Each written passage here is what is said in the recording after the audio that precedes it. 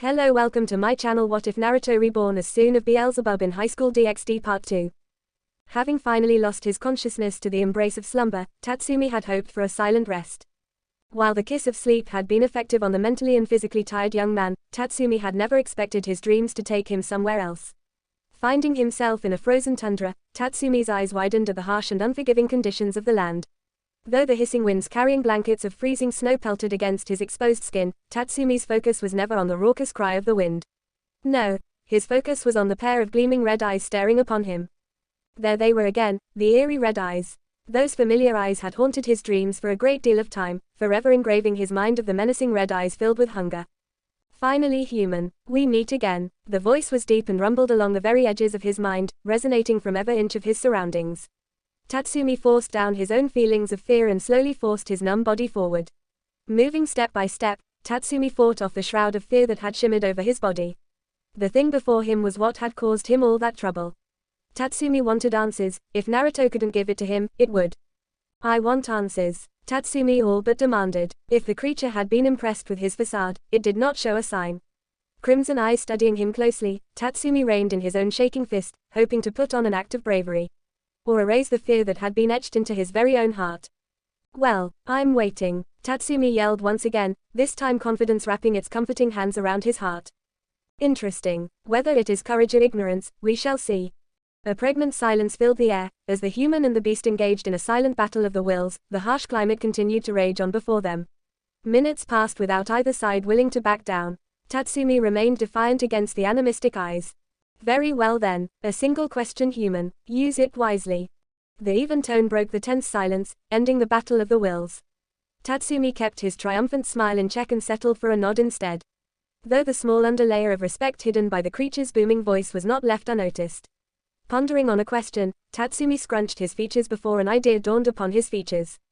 Just what are you? Walking through the gates of Kuo Academy, Naruto caught a fleeting glance at the rising sun before being ushered along by the wave of excitable students.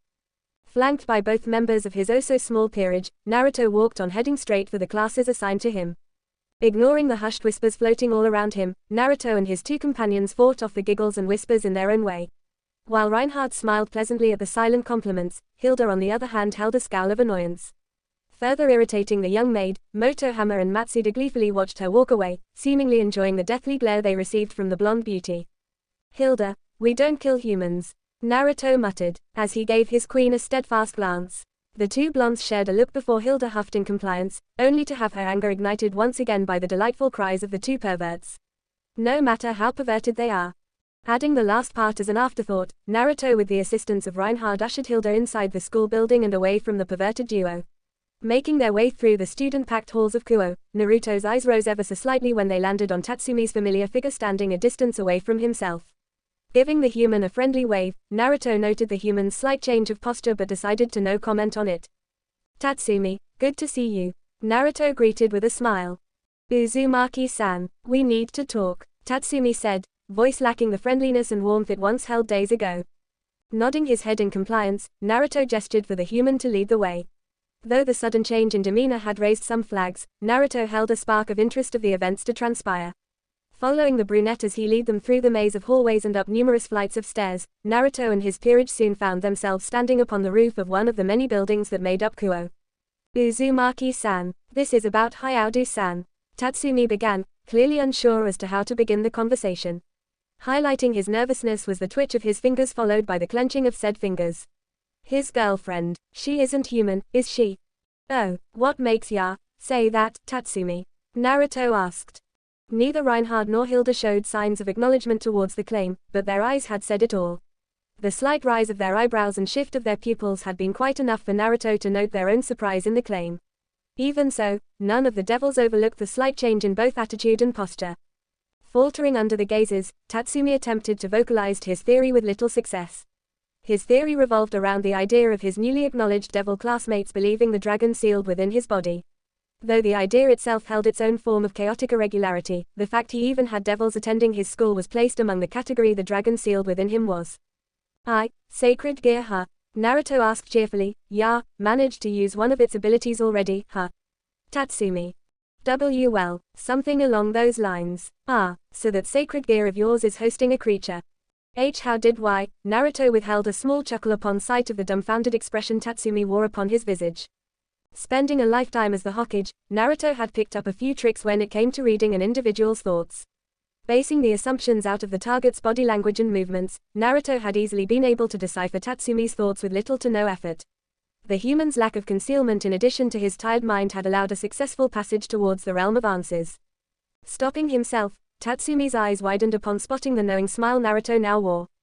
Soaring through the moonless light, Kalawana basked in the embrace of the frigid air, her skimpy outfit doing little to shield her from the forceful winds.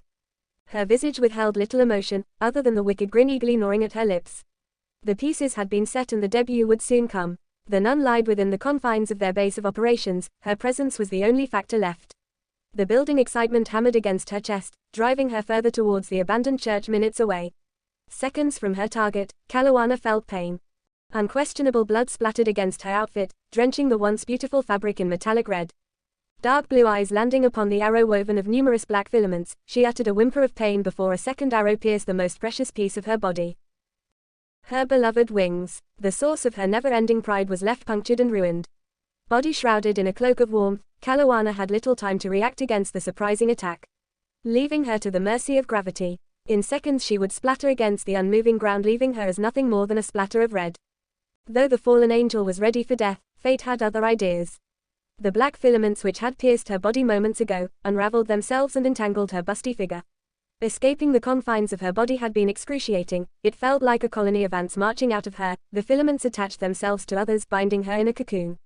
You chose a bad day to fly, fallen angel, the condescending voice of Hilda said. Glaring at the blonde woman standing before her, Kalawana hissed in response. Struggling against the crushing binds holding her a feet above the ground, she pushed the painful stings resonating from her two, heavily bound wounds to the back of her mind. Focusing on her capture, Kalawana continued to venomously glare. Devil, she hissed. Once Rainier finds out of this, she will come for me. Mark my words, devil, when I am free, I shall. Kalawana never finished her sentence, the filaments raveled around her figure hurriedly disentangled themselves. Seconds later, she was left on her knees, no longer held by the binds. In the span of 10 seconds, Kalawana regained her thoughts and the boiling rage exploded. Equipping a hand with a light spear, she growled murderously before charging in blind fury. Flinging the weapon forward, she spawned a second before continuing her charge. Hilda remained still, watching the fallen angels charge like a sentinel. Green eyes unchanged by the screeches of murder filling the silent night. Clasping the handle of her umbrella, the devil flicked her wrist swiftly, allowing the hidden blade to spring from its scabbard and slice the incoming light spear. Shattering the weakly constructed weapon, Hilda took a single step forward and leaned forward. Bringing the blade forward, the blonde devil clashed it against the second light spear within Kalawana's hands, transfixing the weapon. Finishing its journey through the light spear, Hilda's blade found refuge within Kalawana's exposed bosom, sliding through the fallen angel, swiftly ending her life. What a bother, Hilda muttered, flicking the fresh blood off of her precious blade. Just what are you planning, Astaroth? Allowing the human to go attack the abandoned church on his own? Do you always think I'm planning something, Hilda? Came the response. Answering the question with a snort, Hilda sheathed her blade and turned towards her fellow blonde. Leaning against the trunk of a tree, Naruto smiled pleasantly at the other blonde without a care in his cheerful eyes. The same eyes that had captured her years ago, binding her upon the very same principles she had looked down upon. And if he dies, he won't. Naruto answered. Reinhard is with him. I am confident he can keep Tatsumi and that pervert alive from a couple of second-rate exorcists. Accepting his response, Hilda noted the forceful change of topic but made no comment of it. The blonde she had accompanied for years remained a mystery to her till this day. The mystery of Naruto Astaroth continued to grow with each passing day, remaining unsolved. The mask of cheerfulness he constantly wore drove many away from the erected barrier. Just what are you hiding? Trekking into the exposed headquarters of the gathered fallen angels, Tatsumi mentally prepared himself for the fight to come. Hands tightly wrapped around the handle of his sacred gear, Tatsumi steeled his nerves and glared at the short sword hosting his newly minted partner. The daily exchanges had been both insightful and annoying. The creature's continuous pestering combined with his existence within a female-dominated high school had resulted in a number of curious situations. Nevertheless, its offer of power had been seductive. His mentally during the near-death situation involving the stray devil had been frightening. The creature knew just how to use his words. We have to go now. Asia could be in trouble. Issei hissed impatiently, driving a foot into the ground below, digging through the thin layer of dirt. Issei frowned dangerously as the seconds ticked away without any form of action from the other two. We can't wait any longer, pretty boy. Acknowledging the comment with a smile, Reinhard unsheathed the blade resting beside his hip. Very well then, Issei-san. We shall attack now. Without a second thought, Issei charged. Blowing past the large wooden doors in front of them, the newly reincarnated devil bellowed in rage as he rushed inside. Following the pervert with diverging emotions playing across their visage, both Tatsumi and Reinhard readied their respected blades. Within seconds of their intrusion, a number of exorcists flooded the aging room with light swords in hand. Devil, how dare you enter a location of the Lord? One of the exorcists bellowed in rage. Where's Asia? Issei growled. Tell me, HMPH, a shitty devil like you won't need to know about that shitty nun. The all too familiar voice rang loud and clear. Reinhard frowned upon the sight of the man standing before him. His fingers tightened around his blade. Reinhard glared at the smiling man. Dancing across his pounding chest, the young swordsman felt an emotion he had long grown foreign to, anger. If it ain't the little shit I played with a few years ago, Fried cheerfully smiled. The old bastard Valper ain't here to bother with me, so how about I kill ya tonight? Astaroth, why are we still here? You said we would meet with someone. Hilda questioned, her cool green eyes locked upon her king's back. Naruto merely flashed her with a smile as he returned his attention toward the window overlooking the entrance of Kuo Academy. Moments after the smile he wore dropped, his blue eyes focusing upon the direction where the abandoned church laid. The climax of the OK was approaching. Not only was Rias and members of her peerage already in the area, but more parties would arrive. You're right, Hilda. We shouldn't keep him waiting. Naruto responded. Let's go. Waving his hand ever so slightly, Naruto drew upon his reserves and focused the epicenter of his magic on the ground beneath him. Seconds later, a forest green magic circle forged itself atop the building's floor. Sharing a nod with Hilda, Naruto once again willed his magic and directed the destination of his magic circle toward a certain energy signature. In a flash of majestic green, the duo were gone. Damn it, Issei, watch out, Tatsumi growled, his voice strained against the struggle for dominance between himself and the priest.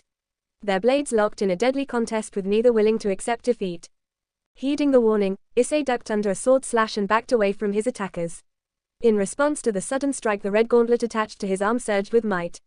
Using the opportunity to go on the offense, Issei charged, hoping his sudden response would allow him some form of advantage against his opponents.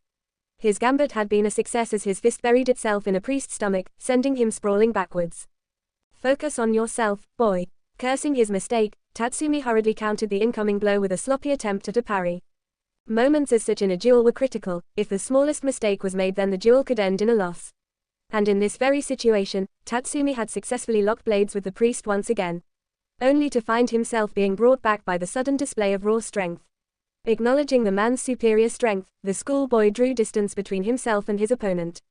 Shit, I need to find a way to break his guard. Any ideas? Tatsumi asked his partner with a frown. Like always, no response. Cursing both himself and the creature, Tatsumi eyed his opponent warily. While he held some form of experience with the blade, the priest's capabilities at this time were far superior. Not only that, but, unlike his two companions, his physique was still human. And in comparison to the priest's, his strength and durability were both lacking. Issei and Reinhard, though, were both gifted with the bodies of devils, allowing them enhanced physical feats. Dodging the would-be fatal swipe of the light sword, Tatsumi defiantly growled in response as he charged with his own blade poised for the kill. Only to receive a bullet in retaliation. Growling at the new wound decorating his shoulder, Tatsumi steeled his resolve and ignored the agonizing burn his flesh suffered, all in favor of capitalizing of the situation. Lunging forward, Tatsumi stretched his arms to their maximum extent and drove the small sword straight through the man's chest, splattering droplets of crimson-red blood across his pale visage. It was in that very moment, when the adrenaline died and his mind had settled, had he realized the life of another man was taken by his hands. She has a charm to her, doesn't she? Naruto mused thoughtfully. Is that why you are so obsessed with her? Under the watchful gaze of the glittering stars, Naruto leaned against a tree with his arms crossed and a neutral expression plastered upon his visage. Hovering by his side, Hild watched the interaction with hidden interest. The cool night air clung against her skin, spreading a cluster of goosebumps as she stood still with little protection against the frigid air. Though her skin held little love for the chilling air, the maid cared little for her exposure to the cold. What truly captivated her interests was the figure standing a small distance away from them. Even in the dark, she could make out the identity of the mysterious figure. After all, what other devil had green hair? Diodora, what happened? Naruto asked once more, though the steel in his previous tone had subsided, leaving behind a tired voice. You were never like this. Naruto, were you so blind to believe my charade? The newly named Diodora bellowed. his cold eyes burning with fury. Why are you even here? Why are you so invested in the damn nun? She's a member of the Angel faction, our enemy. It's more than the nun. Kidnapping her is a mistake, Diodora. That answer had seemingly sparked rage in the other devil. With an eerie roar of defiance, Diodora swiftly raised his palm and charged a shot at Naruto. The mossy green light illuminated the forest as a roaring beam of magic burned the patch of dew-coated grass as it rushed toward Naruto. In the moments before the attack made contact, Naruto retaliated against the attack with a snap of his own fingers. Just as it had appeared, the attack disappeared in seconds following the piercing snap. The sudden disappearance of the attack had brought forth a defining roar of frustration from the enraged heir. Like a cat, Diodora sprang from his position and cast a second spell of attack. Before the other devil could solidify his magic into attack, Naruto snapped his fingers once more. In an instant, the air around Diodora twisted and gleaming spikes of magical energy shot from the very air itself. Piercing through the young Haya's exposed skin and entrenching themselves upon the twisted devil, Naruto gave a nod toward Hild before returning his attention to Diodora. You bastard, how could you do this to me? Diodora screeched in unchained rage. Protecting one of the enemy. Wait until the council hears of this. They'll ruin you. My brother's status as a Satan won't protect you. Diodora, I only wish I could have changed you. Naruto replied in a defeated tone. As he eyed his own uncle, a joyless smile broke from his exterior. But, if you attack the church with members of the Angel and Fallen Angel faction in it, then it would be pointless in maintaining the ceasefire. Hilda, go and help Tatsumi and Reinhard. I will tidy things up here. Naruto said as he saw a flicker of hesitation in the blonde beauty's eyes before he gave her a nod. Quickly making her way out of the battlefield, Hilda shot into the cold night air as she made her way towards the abandoned church, leaving Naruto and his uncle alone to their own thoughts. Naruto knew Diodora was still struggling to find some way to escape or better yet kill him, though he knew his uncle remained defeated. The deranged bastard would do anything to kill him or escape and claim his prize. What did you think would have happened if you succeeded? Naruto asked as he sat by his fallen uncle gazing up into the dim stars. I would have had her. When I forced her out of Church's embrace, breaking her image as a benevolent sister, faking my injury so she could heal me. She should have been mine, Naruto. And you decided to force your hand, she should have been mine. Diodora roared as his crazed visage twisted into a delirious smile. After he shouted his last words, the man filled the empty night air with his deranged laughter. Sighing, Naruto began strolling away from his uncle, a fury of hate boiling in his heart. Your plan would have failed even if I did not intervene. I have faith Tatsumi would have foiled your plans.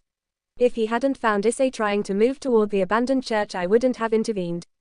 I contacted Dad, he should be here with soon. I'll see you later, Diodora. Naruto said as his wings shot from his back all before he took off into the air. HMPH, pathetic. Hilda hissed as she swiftly executed a man who foolishly charged at her. Dodging the slash from another exorcist, the blonde devil swung her blade once more, feeling the familiar sound of metal slicing through flesh.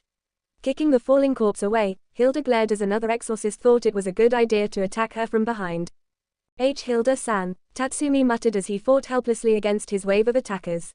Reinhard quickly brought his blade down, decapitating a rather large man. Turning to the new arrival, he smiled somewhat as Hilda tore through her enemies, weaving and dodging her foes and slicing them into ribbons when she had the opportunity, as if the blonde was performing a dance of death and the exorcists were her partners. Turning to his next opponent, the mighty knight parried a clumsy blow, pushing his attacker away before slicing the man's throat, frowning somewhat when the gush of blood tainted his pants. Lady Hildegard, thank you for the assistance. Reinhard said as he approached the blood-soaked blonde, who gave him a rather unladylike grunt. Tatsumi, are you alright? You are? Well, yeah. I'm fine, the shocked teen muttered before he sighed with a frown etched across his visage. The killing becomes easier after a while, Hilda offered as she continued forward, pushing past Reinhard, who quickly followed. While she kept her gaze before her, she knew Tatsumi was following, and perhaps her initial assumption of the boy had been albeit rash. Astaroth will be here soon, we need to clear out the exorcists before then. How many are left? Tatsumi gingerly asked as he looked around the carnage they had brought upon the now dead men. Many more of them are likely to be underground preparing for the ritual, Reinhard replied. Nodding her head at the observation, the blonde devil swiftly moved down the stairs before stopping by a large door. She could hear the shouts from the exorcists. It seemed the damned pervert was already making his way to the altar. Running inside with Reinhard and Tatsumi flanking her sides, the queen muttered a curse of annoyance as she spotted a sea of exorcists cramming in the distance, occupying the distance between them and the altar.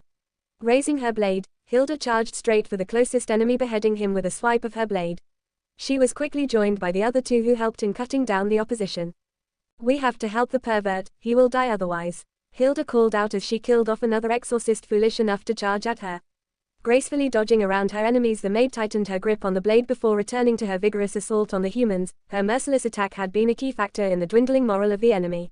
Sparring none in her dance of death, she pushed deeper and deeper into the enemy ranks, efficiently pushing them backwards. Lady Hildegard, go on ahead, Tatsumi and I will hold them off. Reinhard shouted aloud, parrying his current enemy. Yeah, go help Issei. Tatsumi said. Don't die now, Astaroth will be furious with me if you do. Hilda replied as she jumped into the air, allowing her wings to carry her towards the altar where a fallen angel proceeded to beat Issei to the ground before returning to her ritual. Sending a flurry of filaments at the fallen angel, she quickly slashed at the angry woman, smiling somewhat as she watched her blade slice through her feathery wing. You bitch, I'll kill you, how dare you attack me, Rainier, she bellowed before forming a light spear in her hands, throwing the weapon straight for Hilda. Dodging the projectile, Hilda dived down and swung her blade at Rainier's chest. The fallen angel jumped back, avoiding another injury, but Hilda predicted her dodging her blade as another wave of filaments shot toward her. Without her second wing, Rainier could not fly or escape her attacks from the air, eliminating her options. The large altar they stood on had edges that led directly to the rocky surface below, making Rainier's situation infuriating to the power-hungry fallen angel.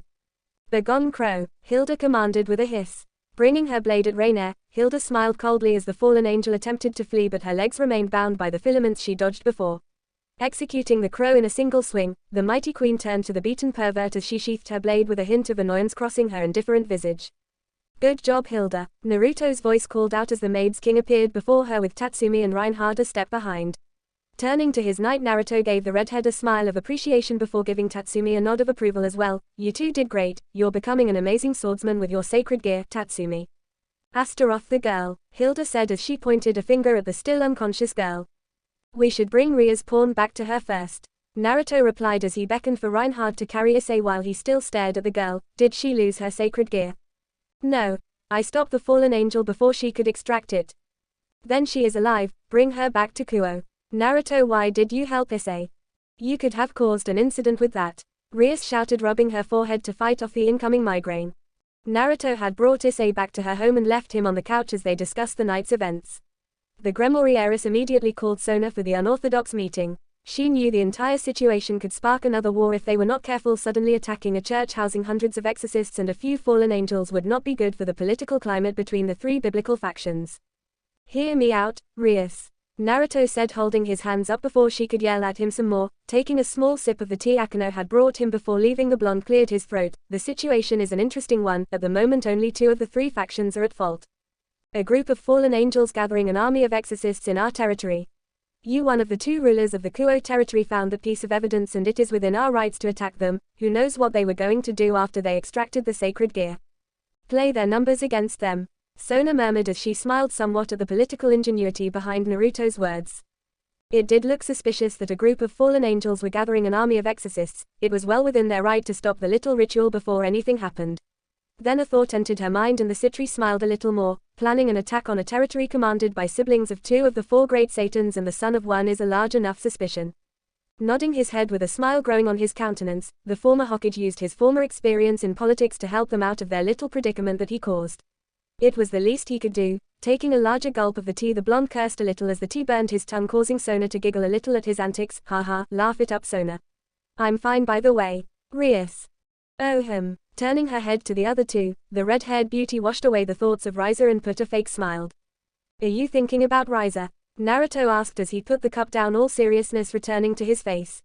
In his years as a Kage he knew when someone was lying. Rias did not have enough experience in faking a smile, he could tell right as her lips quivered upwards.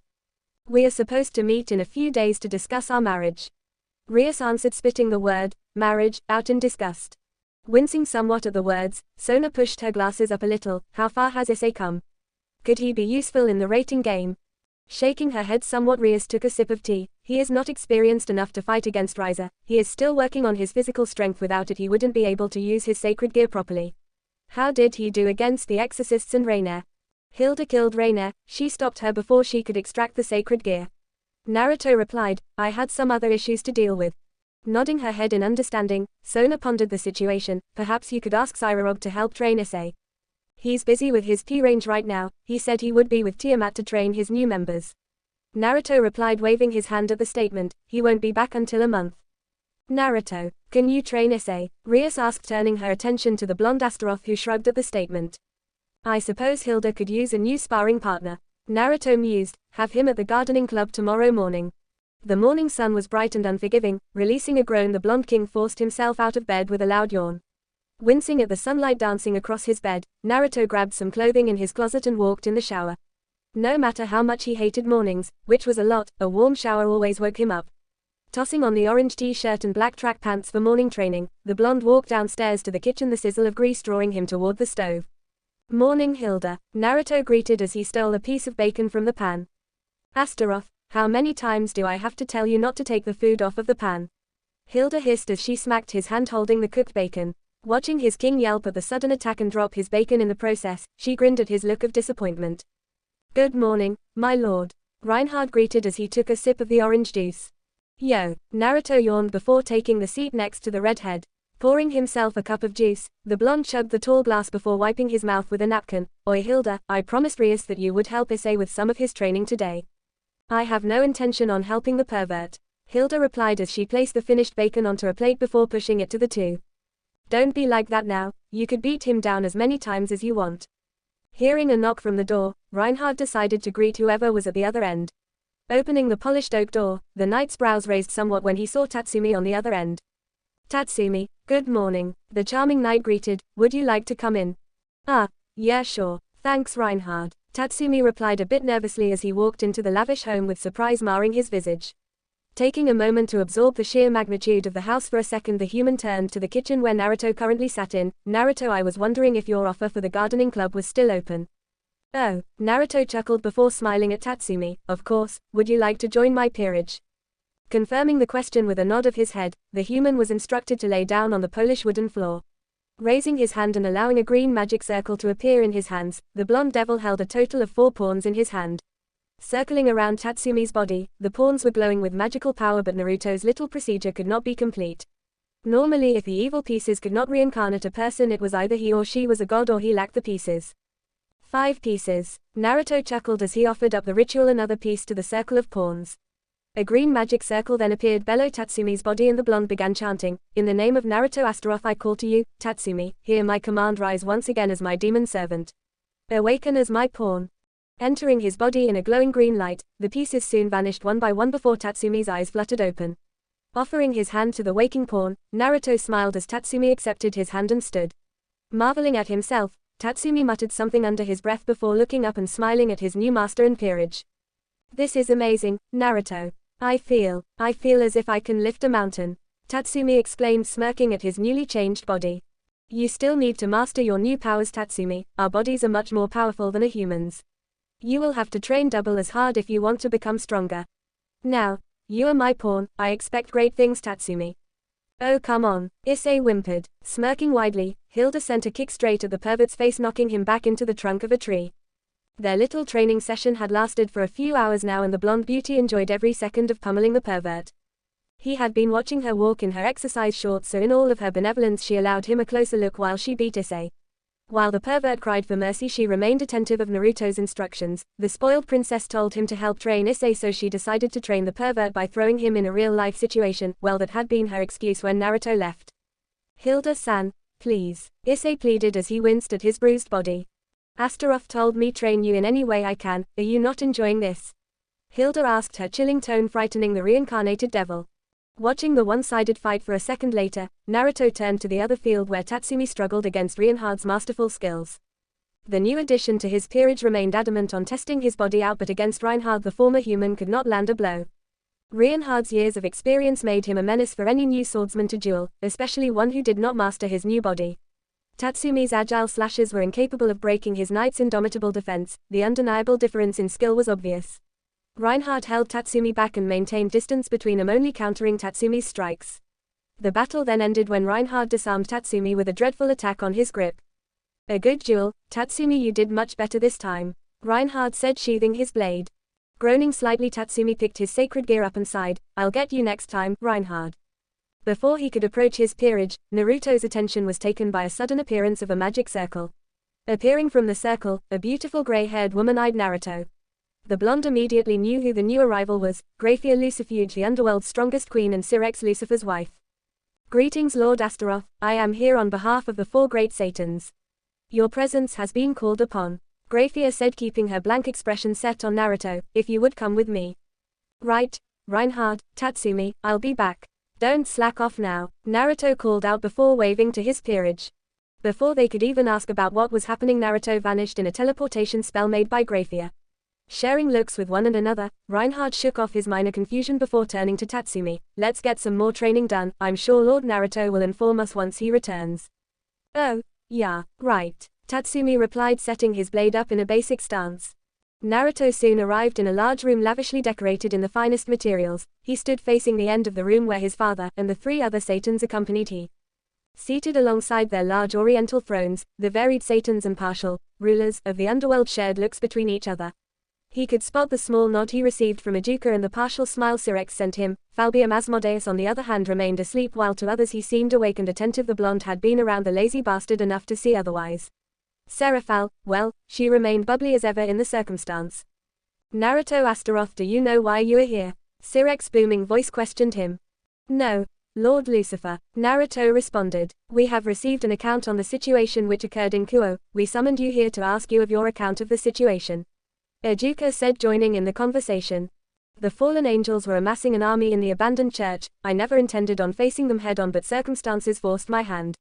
Ria's new pawn, Issei Hyaudu, was intending on storming the base by himself. The fallen angel Rainier had captured his friend, Asia Argento, and he planned on rescuing her. Though you acted with well intentions, your actions were not only rash, but it could have sparked a second great war.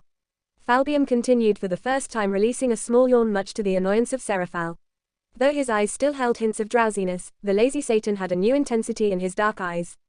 Wincing a little at Falbium's harsh stare, the blonde kept his eyes leveled with the Satan, unwilling to back down from the exchange. My actions were completely justified. If they extracted the sacred gear from the girl, then they would have had another weapon to use against us. You already gave them apolitical ammunition, Ajuka said, entangling his fingers together. And they gave us some as well. They were amassing an army of exorcists who were completely loyal to Rainier. It would have been full-blown war if they proceeded with their plans. Why would a fallen angel bring so many of her followers to Kuo to extract a single sacred gear? If there were not other intentions behind that, then you may punish me. What do you think a reasonable punishment would be? Naruto, Seraphal asked, a glimmer of interest in her playful eyes. Perhaps a month in the dungeons. Or a week in Casitas. Sirex mused offhandedly, a glimmer of amusement in his voice. Chuckling a little at the suggestions, Naruto gave his father a look before the green-haired Satan smiled a little, though he could see the hesitation behind it. Frowning at the sudden shift in Ajuka's mood, Naruto opened his mouth to ask the question, but Sirex, as if reading his mind, answered. Naruto, right now the Astaroth clan is in a bad position with the other clans. As of the moment, a majority of the remaining clans have been arguing whether or not the Astaroth name shall remain a member of the 72 Pillars. Diodora's pastime have made some of the clans worried about a political disaster with the angels.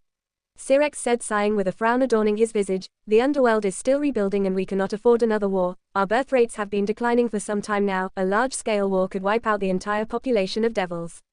Even if we declare the attack on the church was within our rights, it does not hide Diodora's crimes.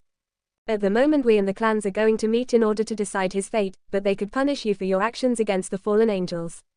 A majority of them have decided to recall you to the underworld in case the angels demanded justice. Since you were the one to capture Diodora, you are a key figure in the issue. At the moment, we have scheduled a meeting with the Archangel Michael to discuss the matter at hand. Ajuka said, massaging his head before sighing in defeat. We need you and your peerage here until the issues have subsided. Until then, I need you to return home. We have a meeting with the other clans soon to discuss a punishment for Diodora. Falbium said before waving him away. Go home, Naruto. I will send a messenger to bring your peerage here. Bowing his head to the Satans, Naruto gave Ajuka a small hesitant smile before walking out. Strolling into the massive castle he once called home, Naruto was greeted by an army of servants before walking into the luxurious castle. Standing atop the twin stairs leading to the second floor, Kushina glared at Naruto, her hands planted on her hips and an angry expression crossing her countenance. Strolling down the stairs, Kushina walked through the servants and approached Naruto, who smiled nervously at his mother. Finally reaching him, the red-haired woman studied him carefully. You brat, what the hell were you thinking? Kushina bellowed before smacking him cleanly across the head. Yelping at the sudden attack, Naruto rubbed his stinging head with a wince on his face.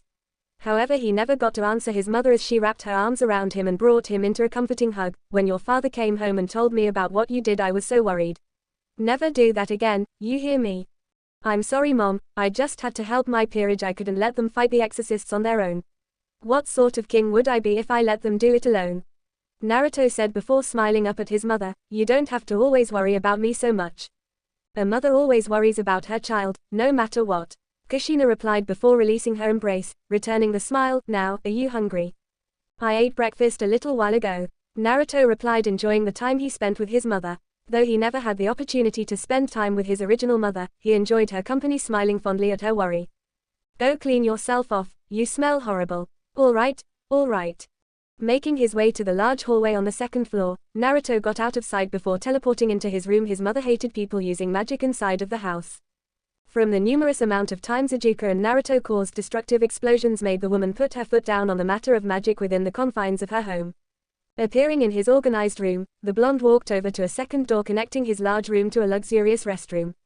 Turning on the shower and stripping away his clothes, the blonde tossed his dirty clothing in a bin for the maids to clean before entering the shower.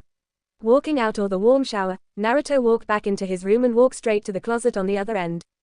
Grabbing a simple orange shirt and pants, the blonde quickly put on the clothes before walking out of his room. Teleporting back into the hallway outside of the dining hall, Naruto walked into the massive room filled with voices. Spotting his peerage all seated by his mother at the head, he waved to them before taking a seat by Hilda.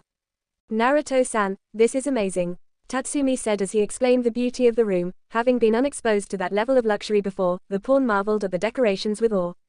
You are all welcome to stay as long as you want, Kushina said before giving the group a smile before turning to Naruto. I have to visit your father for some business, don't destroy the house while I'm gone. Giving Naruto a kiss on the cheek, Kushina walked away bidding the group farewell in turn. Once she had left, Naruto took the seat his mother previously occupied and looked around at his peerage. As Falbium promised, they were here surprisingly faster than he had predicted, but nevertheless, he felt a little relief when they were around. Astaroth, why did the Satans summon you here? Hilda asked. They want me present as a witness for Diodora's plan. At the moment he is locked away in a dungeon. I have to accompany the group for the diplomatic meeting with the angels. Naruto replied before running a hand through his blonde hair. The political backlash from the incident with Diodora has put the Astaroth in a peculiar situation. We may or may not lose our status as one of the 72 pillars. Will the punishment for Diodora extend to the other Astaroths? Reinhard asked as his blue eyes narrowed a little. I have no idea. The Satans are discussing the current issue with the other clans to find a suitable punishment for Diodora. Naruto replied. He knew his clan had enemies and their sudden image as enemies to the peace the underworld currently held was preposterous. Nevertheless, the bad end of politics would either send his family into the ranks of the extra clans or perhaps retain their status as dukes. Let's move on to another topic. How was your training? The messenger did not allow us to finish, Lord Naruto. Reinhard replied, albeit disappointed in not having been able to practice further with his bladder. How did Tatsumi do, Reinhard? He did well for a newly reincarnated devil, he has great potential. Nodding his head, Naruto turned to Tatsumi and said, that's great to hear, I'm glad. Reinhard-san is just a good teacher. Tatsumi replied, a bit sheepish at the praise sent his way. That reminds me, how about a little spar, Reinhard? Naruto asked as he rolled his shoulder and smirked. I haven't fought a proper opponent since Cyborg. What do you say? Are you ready, Lord Naruto? I will not hold back, Reinhard declared as he unsheathed his blade, eyeing the smiling Naruto, watching for any move. Yosh! Naruto shouted before charging straight for his knight. Glowing in an aura of white, Naruto pushed straight for Reinhard. Sending a punch at his opponent, Naruto felt his shrouded fist clash against the steel blade Reinhard used to stop the attack. Producing more force in his punch, the blonde sent Reinhard back a little before his knight retaliated with a slash from his blade. However, his blade remained ineffective. Once it clashed against Naruto's waiting hands, he added enough pressure to shatter the steel blade, sending metallic shards into the ground, a regular steel sword. I'm insulted. Punching at Reinhard once more, Naruto found his sudden strike blocked by his knight's forearm. Having kept his king's punch from connecting, Reinhard struck his master with his own fist. Slamming into Naruto's exposed stomach, Reinhard grunted as his punch remained unmatched by Naruto's protective aura. Using the small moment of distraction, Naruto brought his knight into a quick body lock. But, as always, Reinhard had a plan. Ducking and stretching his arms, he slipped out of Naruto's grasp and jumped backwards before placing a hand on his blade. I suppose I can't hold back against you, my lord, Reinhard said before pulling his blade free of its scabbard and readied the mighty weapon for another clash against the smiling Naruto. Steadying Reed, the knight charged, swinging his blade in a downwards motion at Naruto's chest. Catching the blade with his left wrist, Naruto winced somewhat at the impact before channeling more of his magic around his body. So you decided to use Reed now, eh? Naruto chuckled as he smashed his fist against Reinhard. His fist once again clashed with Reinhardt's blade, yet, Reed remained unwavering against his physical prowess. Drawing his leg backward, Naruto kicked at Reinhardt's exposed stomach, but his attack remained blocked by the blade. Taking in a breath and releasing it, Naruto smiled before releasing the weights he had placed on his body. Feeling the familiar freedom in his limbs, the blonde charged straight for Reinhardt, this time exceedingly faster than before. Appearing behind the established swordsman, Naruto punched at his opponent. Jumping away from the attack this time, Reinhardt watched as Naruto's fist destroyed the patch of grass he previously stood on. Wincing a little at the power behind Naruto's punch, Reinhardt thanked the heavens for his blessings and readied Reed. Spectators, what kind of monster is Naruto-san? Tatsumi murmured, watching the sudden display of physical strength with amazement. Watching the smiling student creating a crater from a single misdirected punch only made him more curious about the true power of the devils. Turning to Hilda, the newly reincarnated devil, the swordsman spotted the blonde woman watching the battle with a calculative gaze. Astaroth has always been powerful. From my time with him, he always trained himself either physically or with magic. Hilda replied as she watched Reinhardt surrounded himself with his own power before charging at Naruto. She knew the blonde ranked as the strongest compared to the many other young devils, but to find out the full extent of her king made her much more curious about his hidden secrets. Reinhardt-san is amazing too, he is keeping up with Naruto-san. Tatsumi said in awe. The display of power was remarkable, to think the two would be so strong was simply staggering. Naruto versus Reinhardt. Digging his feet into the earth, Naruto slowed himself from crashing into the sea of trees only a few inches away. Silently groaning at the condition of his clothing, Naruto walked forward, stretching himself slightly before charging right in. Reinhardt sent him flying when he sent a slash of magical energy at him. The blade he wielded truly made him possibly the strongest knight among all of the reincarnated devils. Added with his unnatural talent for swordsmanship and his unmatched magical resistance, he could possibly be a Satan if he wanted to. In his current physical state, he couldn't take much more contact with the blade, considering it was a holy sword made his resistance to its magic weaker than he wanted. If he was back in his prime, he could have fought Reinhardt with everything, even Kurama if the situation called for it. I'm not out yet, Reinhardt, Naruto said before running at his opponent.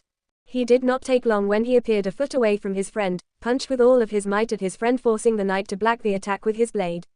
This time, rather than stopping the attack, Reinhardt was sent crashing into the ground. The redhead was astoundingly powerful, making him bring out his Tuki. Having been training alongside Sairog for years, in addition to his own physical conditioning, he had gained access to Tuki, a senjutsu technique which required the user to be in life force. Though it was not as powerful as his own form of senjutsu, it was better than nothing. Recovering from his collision course with the ground, Reinhardt charged once again, but this time rechanneled the holy magic situated within the blade and swung, sending a powerful wave of magical energy at Naruto, who rather than dodging flared his own magic and punched the attack. Smashing the attack, Naruto's eyes widened when an explosion encompassed him and his surrounding area. The sudden explosive flash of magic then died down a moment after, and Reinhardt ran toward the crater he had created. Brushing the dust off of his pants, Naruto walked out of the large hole before waving to his knight. Good move, Naruto said as he smiled at his knight. Thank you, my lord, Reinhardt replied, accepting the praise with a smile of his own. You were amazing out there, the fact you managed to get the better of one of my blessings. We sure did some damage on the field, huh? Naruto chuckled before channeling his magic once again, restoring some of the craters with dirt. It would take an hours of work to fully return the field to its former glory. Lord Naruto, you have a guest, a maid quickly said as she bowed before Naruto and his peerage. Her flustered voice did not escape Naruto before the young lord smiled in thanks. Who may my guest be? Naruto asked. It's Lord Zekrom, my lord, she stuttered out, still flustered by seeing the most influential devil in existence waiting patiently for the young lord of the castle. Where is he now? In your study. Nodding his head and quickly thanking the maid, Naruto turned to Hilda, who understood immediately. Vanishing in a teleportation spell, the maid turned queen returned a moment later, fresh clothing in hand. Greeting the original Bale in battle-torn clothing wasn't exactly a good idea. Putting the clothes on, Naruto used a quick teleportation spell to his study before taking a deep breath. Here we go, Naruto murmured to himself, pushing the polished doors open, revealing his large study with a tall man studying the books resting in his bookcase. Catching the man's attention by his sudden arrival, Naruto approached the aging man before offering a hand. Lord Bale, a pleasure. You must be Naruto then, the pleasure is mine, Zekrom greeted with a polite smile. Taking a seat on the offered chair, the old Bale studied the boy seated before him very carefully. I have come to speak with you on the issue regarding your family's current predicament.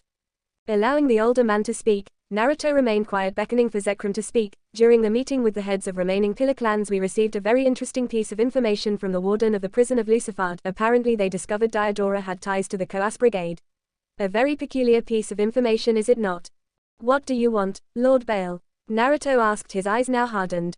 Peace. The situation involving Diodora has divided alliances and clans alike. If the bad blood continues, it could lead to much harsher consequences. Sekrum said, that is why I need to finish Diodora's trial and punish him without causing more tension between your clan's supporters and enemies. Before then, I wish for you to distract the public and align the Astaroth name in positive light. Mend the Astaroth name, correct? And if you do, I shall publicly support the Astaroth clan. Why help us, Lord Bale? I wish to mend the civil disputes before any harm can come to the underworld. How would you have me fix the issue? Take a position among the top 10 in the rating games. HMPH, why are we here again, Astaroth? Hilda hissed in minor annoyance, eyeing the loud arena with displeasure in her visible green eye. They were currently watching a rating game between Bedeze Abaddon and Ruval Finex. They were dueling it out in a standard rating game, yet, to her battle-hardened eyes, she knew Ruval outskilled Bedeze, but somehow the slimy bastard was weaseling his way into an advantage. Bedeze's power felt albeit odd. He sent blast after blast of magical power at the grunting Finex, no doubt realizing the futility of his current situation. Naruto had been adamant on him studying the scheduled rating game to gather some information on Bedeze. Now, Hilda, no need to be so impatient. Naruto chided as he flashed her a smile before returning to the little scuffle a second later. He had a little talk with his dad some time ago. Their discussion revolved around rating games and the politics behind the underworld's favorite pastime. Though he expected a much more interesting match, he knew Bedeze was overwhelming Ruval with magic Naruto never knew the Abaddon had. It was only a matter of time now before Ruval lost, he just knew it. Lord Abaddon is quite impressive, Reinhardt commented with a polite smile, studying the exchange between the two opposing kings. Bringing a hand toward Reed, the red-haired knight sighed in disappointment when the blade refused to be drawn, indicating Bedeze's inferiority to Naruto in general. In a way, scaling the power between them, even he was strong, it seemed Reed could not be drawn. The winner of this rating game is Lord Bedeze Abaddon with the elimination of Lord Ruval Finex. The announcer said as the crowd roared with approval. His speech did not end there, but Naruto tuned him out without a second warning, ignoring the romanticized description of the rating game. Let's go, Naruto said as he began walking away. He had seen enough.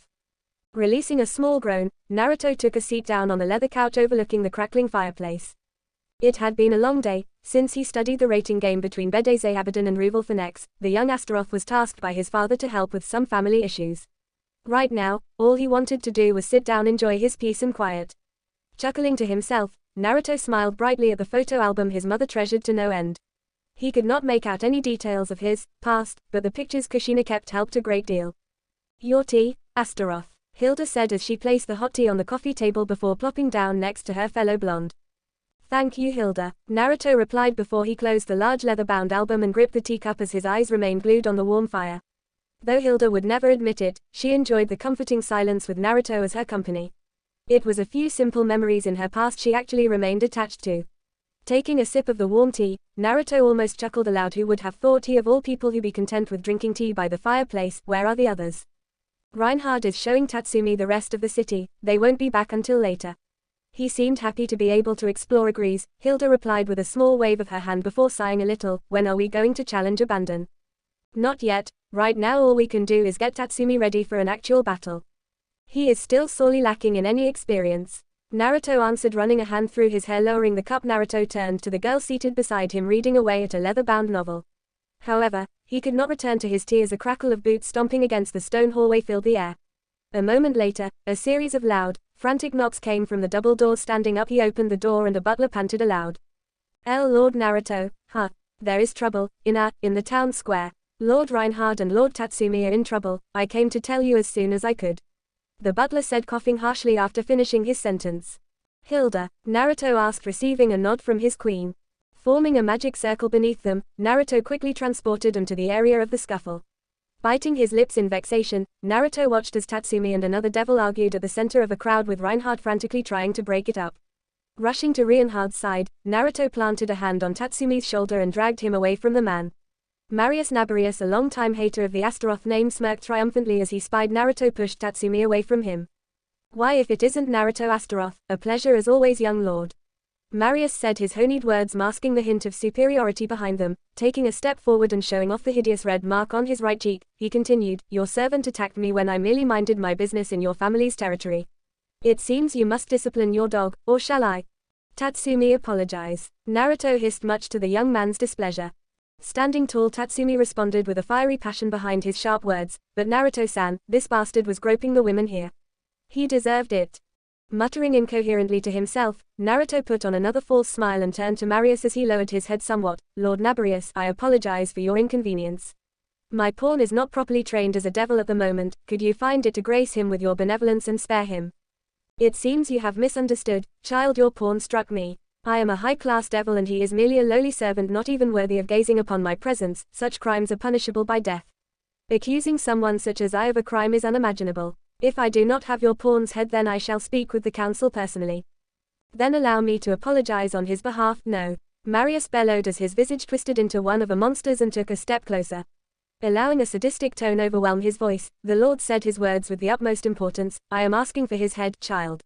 Unless you would pay for his crimes. What do you want? Get on your knees and bow. I am not a forgiving man. Bow right now or your pawn dies." Fighting off his anger, Naruto planted his knees on the unwelcoming cold floor, much to the surprise of the gathered viewers. Lowering his head hesitantly, he almost had his head against the ground when Marius's dirty boot struck his head, forcing him down.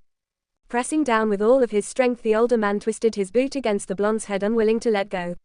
Hearing the gasps, Naruto continued to remain there, allowing the bastard to do as he pleased. Tatsumi had made a mistake, but as his king he needed to accept the consequences or else his pawn would die. Such was the hellish world known as politics of the devils. As a low-class devil, Tatsumi could not do anything against a high-class devil. Blood mattered most in the underworld. Compared to a pure-blooded devil, he would not win in a trial, basically allowing Marius to do what he wished to. "The ground suits you, boy," Marius hissed before kicking Naruto's exposed cheek, sending the blonde recoiling at the blow. Walking toward the still furious Naruto, he grasped his hair and pulled him to eye level. "You're lucky I don't kill you here. Next time put a leash on your dog, Astaroth." Walking into the crowd with a pleasant smile plastered on his visage, the bastard vanished soon enough. Rushing to his side, Hilda and Reinhard helped Naruto to his feet while Hilda tended to the bruise growing on his cheek. Standing to the side, head lowered to the ground, Tatsumi gingerly approached Naruto as he refused to look his king in the eyes. Scowling angrily at Tatsumi, Hilda shifted Naruto for a moment before casting a teleportation, consuming the entire Astaroth peerage. "You shouldn't have done that," Hilda muttered as she held the cold packet towards Naruto's bruised cheek, her scowl still etched across her gentle features. After returning to the castle, she turned her furiously on Tatsumi. Though she never showed it, a part of her cared for Naruto, and seeing him humiliated like that enraged her to no end. Placing a hand on Naruto's other cheek, the young woman pulled her hand back before collapsing on the couch in an angry huff, still furious over the situation. "Why did you have to help him?" Tossing the packet on the table, Naruto leaned further into the leather couch, sighing in the process. "He's a friend, Hilda. Once I reincarnated him, I took full responsibility of his actions. I can't exactly let someone like that bastard kill him. You know I consider everyone in my peerage a friend. I will do everything I can for my friends." Rolling her eyes and releasing a small sigh of defeat, Hilda turned her gaze towards the crackling fire as a knock filled the room. Shuffling into the room with guilt obvious on his nervous expression, Tatsumi awkwardly approached the two as he remained fearful of looking his king directly in the eyes. The scowl of annoyance Hilda was looking at him with did not help his nervousness either, until Naruto coughed slightly and smiled. "Tatsumi, how are your wounds?" Naruto asked, genuine concern seeping from his voice. I'm all right, Naruto-san. I'm sorry to have caused you so much trouble," Tatsumi shouted before bowing his head, a sign of respect. After watching his king humiliated by that fucking bastard, he could not bear the thought of anyone being treated like that for his sake. It pained him to see Marius plant his boot on Naruto's head while twisting the dirtied bottom. It enraged him to no end. "It's fine, Tatsumi. I should have taught you more about the underworld. Don't blame yourself," Naruto replied, offering him a reassuring smile before he sighed once again and turned to the fire. "Devil society is largely based on blood. The ones with pure blood will be considered better. Even our politics and traditions are connected to blood. If you are a low-class devil, many nobles will look down on you simply for your impure blood. I wasn't your fault. If anyone is to blame, it would be me." "Don't say that, Naruto-san. I am grateful for what you did for me. If it weren't for you, Hilda-san, and Reinhard-san, I would have died that day. No need to worry too much about it, Tatsumi. Now, get some sleep. We can talk more in the morning." Nodding his head before leaving, Naruto's fear spiked to a whole new level when he heard the booming shouts of his mother. Kushina stormed the hall, sprinting to the library with her red hair flailing around in tangles and a furious expression plastered on her normally gentle features. Kicking the doors open with a display of pure strength, the doting mother threw herself on Naruto as she held him tight, refusing to let him go. Surprised by the display of affection, Naruto released a mental sigh of relief before Kushina released him and a unchained furiously filled her visage. "What the hell were you thinking? You could have been seriously hurt for that stunt, Naruto." How many times did I tell you not to do anything stupid? I leave you for a few hours and you manage to get into so much trouble. Kushina ranted as she shook her son, demanding answers. You are in so much trouble, young man. Do you hear me? Once your father returns, we will decide on a proper punishment for you. Mom, I couldn't let him kill Tatsumi, the bastard wanted to execute him. Naruto replied, his gentle words creating a sigh of defeat from his emotionally drained mother. Naruto, Ijuka called out as he entered the library, casting his worried expression on his son and wife. Approaching them and crushing both in a stiff hug, the Satan held his small family, whisper soothing words to the two. Finally, releasing his grip, Ijuka gave his son a pained smile as he took a step back to give the blonde firecracker some space. Naruto, what were you thinking? Kneeling in front of another devil like that? You better start explaining. Are you sure, Lord Naruto? Lord Ijuka specifically said not to leave the Beelzebub castle. Reinhard asked as he followed behind his blonde king, watching their surroundings carefully. They were walking through a unkept road with a sea of trees surrounding them. Growing shrubbery were growing in random directions, causing delay to the group of devils. After Ijuka chewed Naruto out, the Satan gave his son a proud smile and retreated to his study, stressing Naruto being inside the castle at all times. It's fine, Reinhard. We do need a break from that mess. I thought spending the day outside in the familiar forest would help get rid of that stress. Naruto replied, waving off the concern with a shrug. Turning to the others, Naruto specifically focused on Tatsumi. Tatsumi, this is the familiar forest. It has hundreds of different species of creatures we devils can form a contract with, and they will help us with just about anything in the future. Now, we have to find a familiar suited for you, so I requested Dad reserve the entire forest for a day. Wow, how many creatures are there? Tatsumi questioned as he looked around the never-ending forest with amazement. With so many possibilities, he could not contain his excitement at the possibility of obtaining a familiar. Wait, does it mean all of you have familiars as well? Yes, it is a basic requirement for any devil, no matter their stature. Reinhard explained as he opened his palm, and a small summoning spell formed, and a small blue dragon fitting perfectly in Reinhard's palm appeared a moment later, releasing a small yawn. Like many other Western dragons before him, the blizzard dragon had leathery bat-like wings and hardened scales. This is my familiar here, Sirad. My familiar is named Akbaba, Hilda said before turning her head away, not even bothering to show Tatsumi her familiar. Too busy scouting the forest for the damned familiar master, the damn bastard gave her the creeps. As if her haunting thoughts were answered by whatever deity would listen, laughing loudly at a large branch, Satuji looked at the gathered devils with a smirk adorning his less than likable features. Ahahaha, it seems you have returned, Lord Naruto. Oh, what's this? Hiltan, Satuji bellowed as he launched himself at the maid, only to receive a kick to the face, sending him back a few meters, forcing him to land roughly against a tree trunk. Nice, 4 meters this time. Naruto whistled in amazement as he watched Satuji jump back on his feet without any noticeable injuries on his body. The devil in training had a rather large attraction to his queen. Maybe it was love or perhaps lust, he did not know, but seeing Hilda so furious over another devil was amusing to no end. You truly have grown stronger, Lady Hildegard. Reinhard complimented, smiling at the display of strength. Now, what do we have here? Satuji asked as he approached Tatsumi, studying the boy's every move with a curious expression. A new member of my peerage, he is very talented. Nodding his head in acceptance, the self-proclaimed familiar master took a step back and spoke. I have to warn you that there have been sightings of a dangerous familiar responsible for a great deal of craters and explosions around the forest. It appeared a week or so ago, but there has been no sightings of the familiar anymore, possibly a dragon. Marching forward, Satuji led the group deeper into the forest as he pointed at a variety of familiars as they passed by, nothing catching Tatsumi's attention whatsoever. As the man showed him the smaller creatures that were not capable of fighting, merely used for basic tasks assigned to familiars. The young pawn had a desire for something that could help in a fight, though at the rate they were going it might take him all night just to find a familiar that could help him. Nevertheless, with Naruto pushing him forward, he had a sliver of hope they would find a familiar just right for him, hopefully. His thoughts were halted when he witnessed a series of craters around the artificial clearing of the forest. Did the creature you were talking about cause this, Satuji-san? Tatsumi asked in surprise of the destruction laid out before him. Yup, we don't have any idea what kind it is, but only some of the more powerful ones can do this amount of damage. Satuji replied with a shrug on his shoulders before continuing on their tour around the forest. Hilda, Naruto whispered as he turned his head toward the small rustle from the bushes, flaring his magic in turn.